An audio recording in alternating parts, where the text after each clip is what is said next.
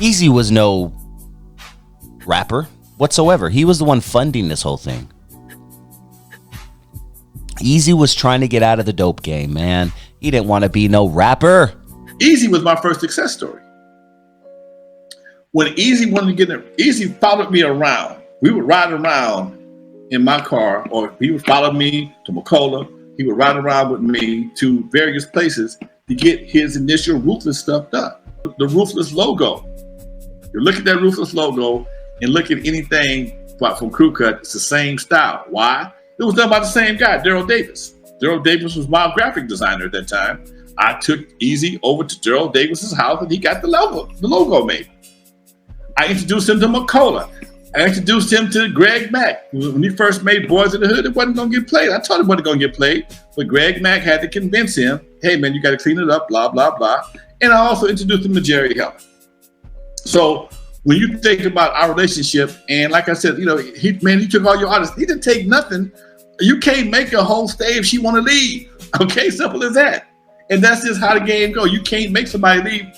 He took what I built, my formula, and improved it, and made it better, made it work for him. So EZY was living in Compton at the time, obviously. And most would say he was a Kelly Park hustler.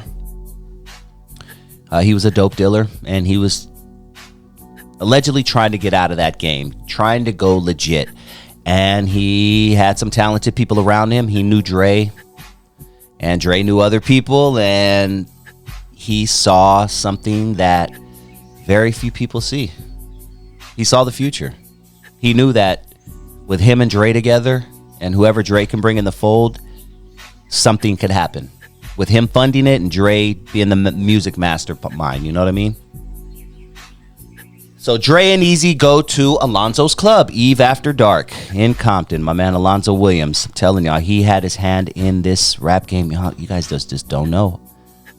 So they go to Alonzo because they know Alonzo has the connections. I think Dre brought EZY to Alonzo, if my story serves me correctly. Just a little short dude wearing a t-shirt, some jeans, wanted to come to Eve After Dark. And I'm like, dude, at that time, the Eve was I ain't gonna say high class, but it was an upscale teen spot. We had a dress code. You had to wear college shirts, dress shoes.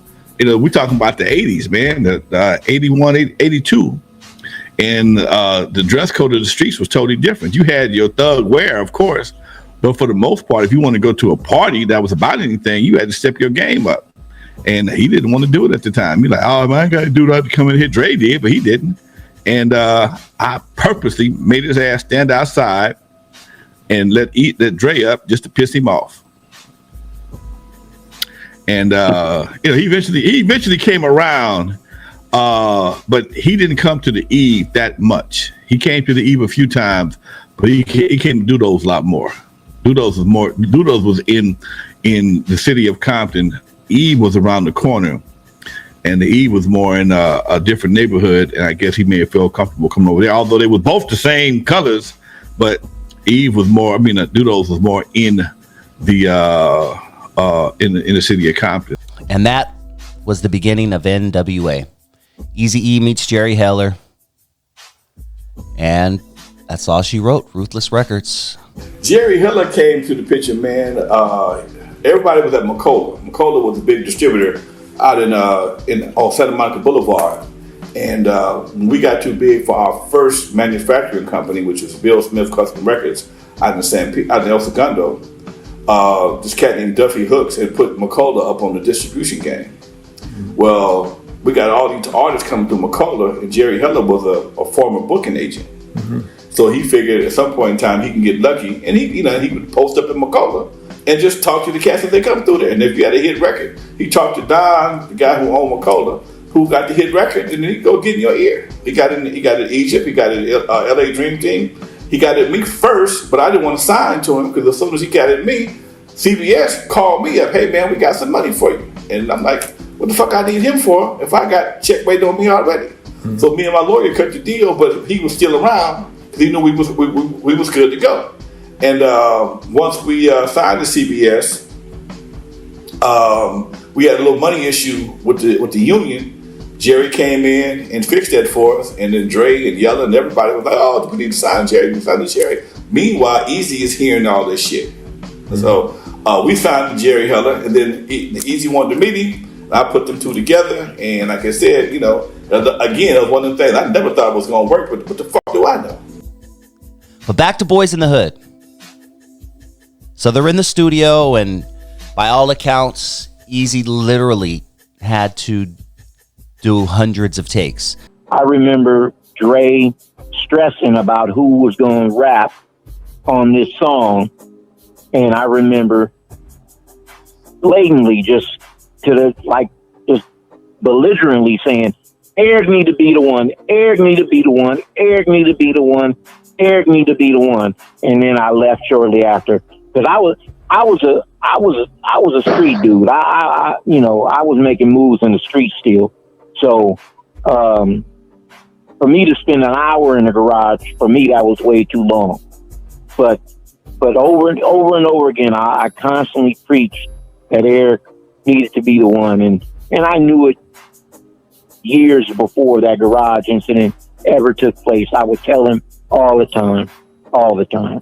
EZY literally did the song line by line. So he'd do a line, and then Dre would stop recording. He'd do a line, the second line, and Dre would stop recording. And Dre pieced that song together line by line. Cruising down the street in my 6'4". Yeah, that ain't it. Hey, just say the words, all right? What does that mean? Man, just say the shit with me, all right? Cruising. Cruising. Yeah, cruising. Let's go. Dre, you know this shit ain't gonna never work. All right, you trying to be funny, but you see how you said that shit, right? Like you believe it? Yeah, I believe that shit. Then say this shit like you believe it, man. Like it's a motherfucking Sunday and you cruising down Crenshaw in a motherfucking 6'4". Come on, say that shit like you believe it, man. Like it's your words, feel that shit. Stop playing around, loosen the fuck up. There you go. Cruising down the street in my 6'4". Oh, shit. Hey, that was dope, eh? That shit was dope, man. Yeah, that's what I'm talking about, man. If anybody knows about 1980s editing and recording, that's not easy. That's not easy. Nowadays, you have your mixing board and your laptop, and it's all right here in one thing. It wasn't easy back then to do that. They had reels and things like that. They had to cut and stop and this. There were no computers and all of this. Dre didn't have all them computers and shit. So just to think that Dre did that just shows early on what a master he is. If you could piece a song, you know, he says, woke up quick at about noon. Stop. Record. Just thought that I had to be in Compton soon. Stop. Record.